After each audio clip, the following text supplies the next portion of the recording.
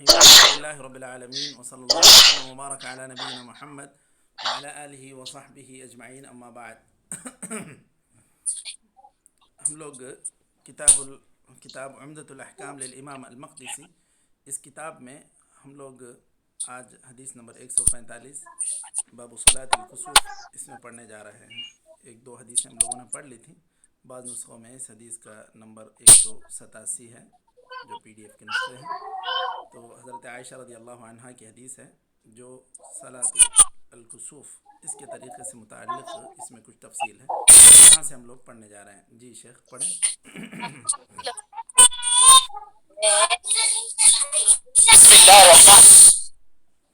بسم اللہ الرحمن الرحیم نحمده ونصلي على رسوله الكريم اما بعد وعن عائشة رضي الله عنها قالت خسفت الشمس على عهد رسول الله صلى الله عليه وسلم فقام رسول الله صلى الله عليه وسلم فصلى بالناس فأطال القيام ثم ركع فأطال الركوع ثم قام فأطال القيام وهو دون القيام الأول ثم ركع فأطال الركوع وهو دون الركوع الأول ثم سجد فأطال السجود ثم فعل في الركعة الأخرى مثل ما فعل في الركعة الأولى ثم انصرف وقد تجلت الشمس فخطب الناس فحمد الله وأثنى عليه ثم قال إن الشمس والقمر آيتان من آيات الله لا ينخسفان لموت أحد ولا لحياته فإذا رأيتم ذلك فادعوا الله وكبروا وصلوا وتصدقوا ثم قال يا أمة محمد والله ما من أحد أغير من الله من أن يزني عبده أو تزني أمته يا أمة محمد والله لو تعلمون ما أعلم لضحكتم قليلا ولبكيتم كثيرا وفي لفظ فاستكمل 4 ركعات و4 سجدات وعن أبي موسى الأشعري رضي الله عنه قال خسفت الشمس على عهد رسول الله صلى الله عليه وسلم فقام فزعا يخشى أن تكون الساعة حتى أتى المسجد فقام فصلى بأطول قيام وركوع وسجود ما رأيته يفعله في صلاة قط ثم قال إن هذه الآيات التي يرسله الله تعالى لا تكون لموت أحد ولا لحياة لموت أحد جی يرسلها الله ہا کی ضمیر اچھا جی إن هذه الآيات التي يرسلها الله تعالى لا تكون لموت أحد ولا لحياته ولكن الله يرسلها يخفف بها عباده فإذا رأيتم منها شيئا فافزعوا إلى ذكر الله وإلى دعائه واستغفاره هذا وبالله التوفيق وصدق رسول الله صلى الله عليه وسلم۔ کافی ہے صاحب، پڑھ لیتے ہیں، دیکھتے ہیں اگر وقت رہے گا تو پھر اور آگے بڑھتے ہیں۔ باب صلاة الاستسقاء عن عبد الله بن زيد بن عاصم المازني رضي الله عنه قال خرج النبي صلى الله عليه وسلم يستقي فتوجه إلى القبلة يدعو يستسقي آپ کے پاس ایک ہی سین ہے؟ يستسقي نہیں، دو سین ہے صاحب۔ يستسقي فتوجه إلى القبلة يدعو وحول رداءه ثم صلى ركعتين جهر فيهما بالقراءة وفي لفظ أتى المصلى وعن أنس بن مالك رضي الله عنه أن رجلا دخل المسجد يوم الجمعة من باب كان نحو دار القضاء ورسول الله صلى الله عليه وسلم قائم يخطب فاستقبل رسول الله صلى الله عليه وسلم قائما ثم قال يا رسول الله هلكت الأموال وانقطعت السبل فادعوا الله يغيثنا قال فرفع رسول الله صلى الله عليه وسلم يديه جی یغیثنا جواب ہے، وہ امر کا جواب ہے۔ اچھا یغیثنا یعنی سا کے سکون کے ساتھ۔ اچھا یغیثنا، اوکے جی۔ قال فرفع رسول الله صلى الله عليه وسلم يديه ثم قال اللهم أغثنا اللهم أغثنا اللهم أغثنا. قال أنس فلا والله ما نرى في السماء من سحاب ولا قزعة وما بيننا وبين السلع من بيت ولدار ولا دار من بيت ولا دار. قال فطلعت من ورائه سحابة مثل ترس فلما توسطت السماء انتشرت ثم أمطرت. قال فلا والله ما رأينا الشمس سبتا. قال ثم دخل رجل من ذلك الباب في الجمعة المقبلة ورسول الله صلى الله عليه وسلم قائم يخطب الناس فاستقبله قائما فقال يا رسول الله هلكت الأموال وانقطعت السبل فادعوا الله يمسكها عنا. قال فرفع رسول الله صلى الله عليه وسلم يديه ثم قال اللهم حوالينا ولا علينا اللهم على الآكام والضراب وبطون الأودية ومنابت الشجر. قال فأقلعت وخرجنا نمشي في الشمس. قال شريك فسألت أنس بن مالك أهو الرجل الأول؟ قال لا أدري. قال المنصف رحمه ہو گیا آپ صاحب؟ چلیے ہو گیا. بسم اللہ الرحمن الرحیم الحمد للہ رب هذا العالمین بالله صلی التوفيق. اللہ وسلم وبارک علی نبینا محمد وعلی آلہ وصحبہ اجمعین اما بعد.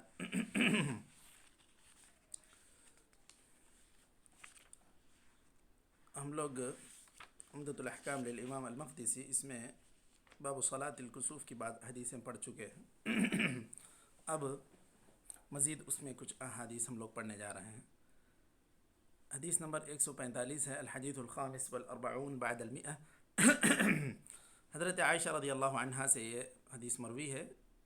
وہ بیان کرتی ہیں کہ اللہ کے رسول صلی اللہ علیہ وسلم کے دور میں سورج گرہن ہوا تو آپ صلی اللہ علیہ وسلم نے نماز پڑھی اور لمبا قیام کیا، پھر رکوع کیا تو رکوع بھی کافی لمبا تھا. پھر آپ صلی اللہ علیہ وسلم نے قیام کیا، پھر لمبا قیام ہوا، لیکن یہ قیام پہلی رکعت کے قیام سے کم تھا. پھر آپ صلی اللہ علیہ وسلم نے دوبارہ رکوع کیا اور رکوع پھر لمبا ہوا، لیکن پہلی رکعت کے مقابلے میں یہ رکوع مختصر تھا.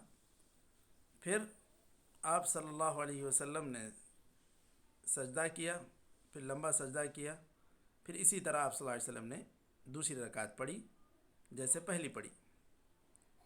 اور آپ صلی اللہ علیہ وسلم اس نماز سے فارغ ہوئے تو اس وقت پھر سورج صاف طور پر نکل چکا تھا. آپ صلی اللہ علیہ وسلم نے خطبہ دیا، پھر حمد و ثنا کے بعد کہا سورج اور چاند یہ اللہ تعالیٰ کی نشانیوں میں سے ایک نشانی ہے.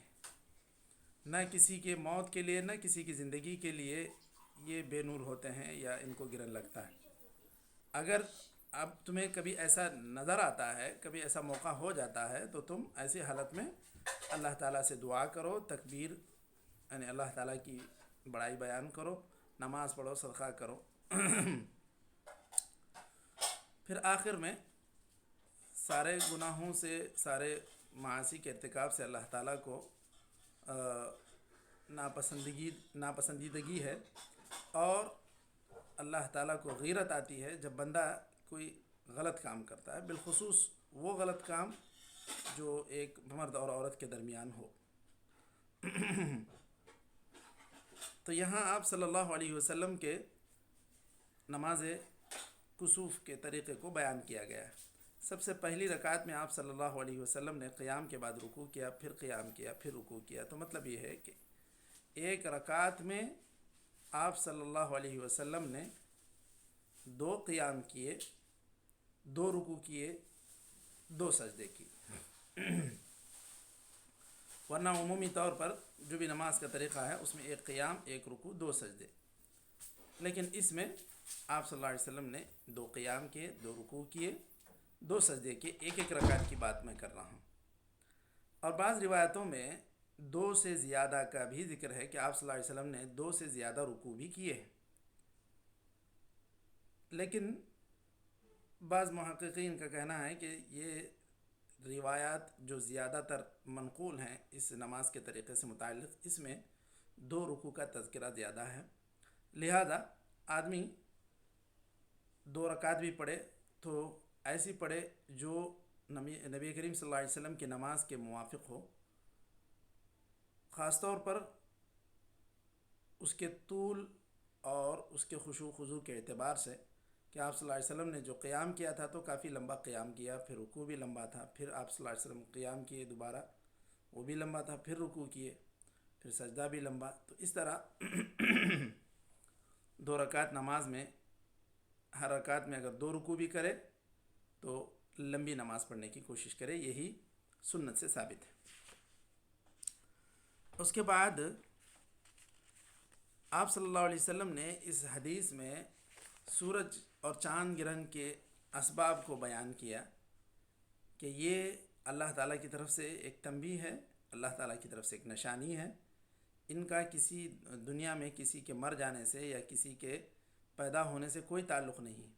یہ جاہلیت میں ایک عمومی تصور تھا کہ لوگ یہ سمجھتے تھے کسی بڑے انسان کی وفات پر سورج بے نور ہو جاتا ہے، سورج کو گرہن لگتا ہے۔ خاص طور پر جس دن آپ صلی اللہ علیہ وسلم کے دور میں یہ سورج گرہن ہوا، اس وقت آپ صلی اللہ علیہ وسلم کے فرزند حضرت ابراہیم کا انتقال ہوا تھا، تو لوگوں نے یہی بات کہنی شروع کر دی، تو آپ صلی اللہ علیہ وسلم نے اس کے رد کے طور پر یہ بات کہہ دی کہ اس کا کسی کے موت اور حیات سے تعلق نہیں ہے۔ اب اس حدیث سے کئی باتیں ماخوذ ہیں۔ سب سے پہلی بات کہ آپ صلی اللہ علیہ وسلم کے دور میں خسوف ہوا، یعنی سورج گرہن ہوا، اور اس حدیث سے متعلق ایک دوسری بات یا دوسرا مسئلہ یہ بھی مستنبط ہوتا ہے کہ اس کے لیے خاص نماز مسنون ہے، اور یہ سنت مؤکدہ ہے، کیونکہ ایسے وقت میں آپ صلی اللہ علیہ وسلم کی طرف سے تاکید ہے کہ نماز پڑھی جائے، تکبیر کہی جائے، اللہ تعالیٰ کی بڑائی بیان کی جائے، صدقہ کیا جائے۔ اور تیسری بات یا تیسرا مسئلہ کہ اس نماز کا الگ طریقہ ہے، عام نمازوں سے ہٹ کر اس کا کچھ خاص طریقہ ہے، یعنی رکوع کی بھی زیادتی ہے، قیام کی بھی زیادتی ہے۔ اور یہ بات بھی اس کے اندر ثابت ہوتی ہے کہ پہلی رکعت میں جو پہلا قیام ہوا تھا اس کے مقابلے میں دوسرا قیام مختصر ہونا چاہیے، اسی طرح دوسری رکعت میں بھی اس کا جو قیام ہو اس کے بعد والا قیام پہلے والے سے مختصر ہونا چاہیے۔ اس سے یہ بات بھی ثابت ہوتی ہے کہ خطبہ اللہ تعالیٰ کی تعریف سے شروع کیا جاتا ہے اور اللہ تعالیٰ کی تعریف بیان کر کے شروع کیا جاتا ہے، یہی صحیح طریقہ ہے۔ اور اسی طرح یہ بات بھی مشائخ کو اور علماء کو، دعات کو ضرور ذکر کرنا چاہیے، جہاں کہیں لوگوں کے غلط عقائد جاہلیت کے عقائد سے ملنے جلنے لگیں، لوگ جاہلیت کی باتیں کرنے لگیں، تو وہاں ضرور علماء اور دعات اس طرف توجہ دلائیں، اس بات کی تنبیہ کریں کہ اسلام میں یہ جاہلیت کے عقائد کے لیے کوئی جگہ نہیں ہے۔ یہاں حالانکہ لوگ کسی اور کے لیے نہیں، آپ صلی اللہ علیہ وسلم کے فرزند کی وفات کے لیے یہ کہہ رہے تھے، لیکن آپ صلی اللہ علیہ وسلم نے اس کو رد کر دیا، اس کو کہا کہ یہ اس طرح کی بات نہیں ہے، سورج چاند اللہ تعالیٰ کی مخلوق ہیں، اللہ کی نشانیاں ہیں۔ پھر اس طرح کی عبادتیں یہ اللہ تعالیٰ کی مدد اور اللہ تعالیٰ کی پناہ میں جانے کے لیے صحیح طریقہ ہے۔ اگر اس طرح یہ جو سورج گرہن ہوتا ہے، چاند گرہن ہوتا ہے، تو اب ہمارے ہاں جو ہندوانہ رسوم اور رواج کے مطابق اس کو ایک منحوس وقت سمجھتے ہیں، تو لوگ ہمارے ہاں بھی عموماً یہ سوچتے ہیں کہ ایسے وقت میں خاص طور پر جو حاملہ عورتیں ہیں وہ اگر کوئی چیز کاٹتی ہیں تو بچہ بھی کچھ یا تو ہونٹ کٹا یا تو انگلی کٹا اس طرح پیدا ہوتا ہے، یہ صرف غلط عقائد ہے، اس کا قرآن و سنت سے کوئی تعلق نہیں۔ تو یہ اس طرح کہنا کہ جب سورج گرہن یا چاند گرہن ہو تو حاملہ عورت کوئی پیاز نہ کاٹے، ترکاری نہ کاٹے، گوشت نہ کاٹے، یہ سب غلط باتیں ہیں۔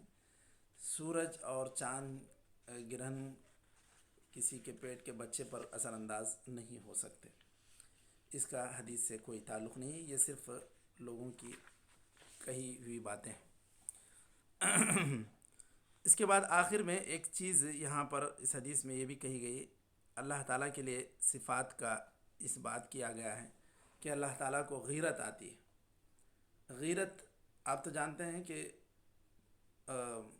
کسی کی کوئی معزز چیز ہو یا کوئی خاص بات ہو یا اس کا حکم ہو، اس کے حکم کی پامالی کی جائے تو اس کو جو غصہ آتا ہے اسی کو غیرت کہتے ہیں۔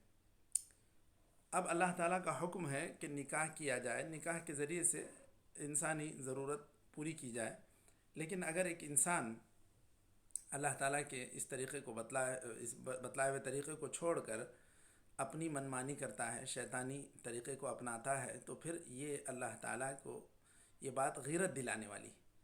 اور غیرت کی صفت کا اللہ تعالیٰ نے اپنے لیے یہاں پر اس کو ثابت کیا ہے، غیرت کی صفت کو اللہ تعالیٰ نے اپنے لیے ثابت کیا ہے، تو ہم بھی ایسے ہی ثابت کریں گے جس طرح اللہ تعالیٰ نے اپنے لیے غیرت کو ثابت کیا ہے۔ اگر اللہ تعالیٰ کہیں کہتا ہے غضب اللہ علیہم یا غضب اللہ علیہ ولعنہ وعد لہ، اس طرح جہاں پر بھی اللہ تعالیٰ نے اپنے غصے کا، لعنت کا اظہار کیا ہے، اللہ تعالیٰ کی صفت میں سے ایک صفت ہے، اللہ تعالیٰ غصہ بھی ہوتا ہے، اللہ تعالیٰ خوش بھی ہوتا ہے، اللہ تعالیٰ کو غیرت بھی آتی ہے، اللہ تعالیٰ کو بندے کے اپنی طرف لوٹ آنے سے خوشی بھی ہوتی ہے۔ تو یہ ساری صفات اللہ تعالیٰ نے جو اپنے لیے بیان کی ہیں، اس کو ہم بغیر کسی تشبیہ کے، تعطیل کے، یہ ہم اس کو ثابت کرتے ہیں، اور اس کو یہ نہیں کہتے کہ یہ اگر ہم یہ ثابت کریں کہ اللہ تعالیٰ بھی خوش ہوتا ہے، اللہ تعالیٰ بھی غصہ ہوتا ہے، تو انسان میں اور اللہ تعالیٰ میں یا خالق اور مخلوق میں مشابہت لازم آئے گی۔ یہ ساری باتیں، یہ سارا فلسفہ یہ بیکار ہے، کیونکہ اللہ تعالیٰ نے نص کے ذریعے سے یہ بات کہہ دی لیس کمثلہ شیء۔ اگر اللہ تعالیٰ سنتا ہے تو اس کے سننے میں ہمارے سننے میں بڑا فرق ہے، اگر اللہ تعالیٰ دیکھتا ہے تو ہمارے اس کے دیکھنے میں بہت بڑا فرق ہے، ہماری نگاہیں محدود ہیں، اس کی لامحدود ہیں۔ تو یہ اس طرح کہنے سے تشبیہ لازم آ جائے گی، ہم اور خالق اور مخلوق میں یکسانیت پیدا ہو جائے گی، یہ سب بیکار کے دعوے ہیں، اس کا قرآن حدیث سے کوئی تعلق نہیں۔ یہ صرف عقلی اور انسان کے اپنے بنائے ہوئے اصولوں کی وجہ سے اس طرح کا یہ بگاڑ پیدا ہو رہا ہے، اور یہی اللہ تعالیٰ کے اسماء اور صفات میں الحاد ہے۔ ایسے اس طرح کجروی اختیار کرنا یا اللہ تعالیٰ کے اسماء اور صفات کی تعویل کرنا، یہ اللہ تعالیٰ کے کما حقہ صفات پر ایمان لانے کا تقاضا نہیں ہے، یہ اس کے برخلاف ہے۔ تو صحیح طریقہ یہی ہے کہ جو سلف صالحین نے کیا کہ آپ ہر اس صفت کو مانیں، ثابت کریں جو اللہ نے اپنے لیے ثابت کیا، پھر اس کی کیفیت یا اس کی مثال دینے کی ضرورت نہیں ہے، اس کی حقیقت ہمارے لیے ہمارے عقلوں میں سمجھے جانے والی یا عقلوں میں آنے والی بات نہیں ہے، کیونکہ جب اللہ تعالیٰ نے خود کہہ دیا کہ میری مثال، یا اللہ تعالیٰ نے کہہ دیا کہ میں اور میرے علاوہ میرے جیسی کوئی چیز نہیں ہے، تو پھر معاملہ مختصر ہے اور بات سنجیدگی سے سمجھ میں آ جانے والی ہے۔ اس کے لیے مزید تعویل کر کے اپنے ایمان کو بیکار کرنے کی کوئی ضرورت نہیں۔ پھر دوسری حدیث ہم لوگ یہاں پر پڑھ رہے ہیں 146، حدیث نمبر 146، حضرت ابو موسیٰ اشعری سے حدیث ہے، منقول ہے۔ نبی کریم صلی اللہ علیہ وسلم کے دور میں جب سورج گرہن ہوا تو آپ صلی اللہ علیہ وسلم بہت گھبرائے ہوئے نکلے۔ آپ صلی اللہ علیہ وسلم کو ایسے لگا جیسے شاید قیامت آ گئی ہو۔ ما رأیتہ یفعلہ فی صلاۃ قط، اس طرح آپ صلی اللہ علیہ وسلم نے جو لمبی نماز پڑھی، رکوع لمبا، سجدہ لمبا کیا، تو ایسا آپ صلی اللہ علیہ وسلم نے کسی اور نماز میں نہیں کیا تھا۔ پھر آپ صلی اللہ علیہ وسلم نے بعد میں یہ بات بتلائی کہ یہ سورج اور چاند گرہن کیا ہے۔ ایک تو اس سے پہلے بھی ہم لوگوں نے ذکر کیا تھا کہ یہ ایک تو اس کے کچھ معنوی اسباب ہیں، اللہ تعالیٰ اس کے ذریعے سے اپنے بندوں کو تنبیہ کرنا چاہتا ہے کہ اللہ تعالیٰ کی طرف لوٹ آئیں، گناہوں کو چھوڑ دیں۔ یہ اللہ تعالیٰ کی طرف سے ایک تنبیہ ہے، اللہ کی ایک نشانی ہے۔ اللہ تعالیٰ کئی ایسی نشانیوں کو بھیجتا ہے، ہواؤں کو، بارش کو، بجلی کو، زلزلوں کو، قحط سالی کو، یہ سارے اللہ تعالیٰ کی طرف سے تنبیہ ہوتی ہے۔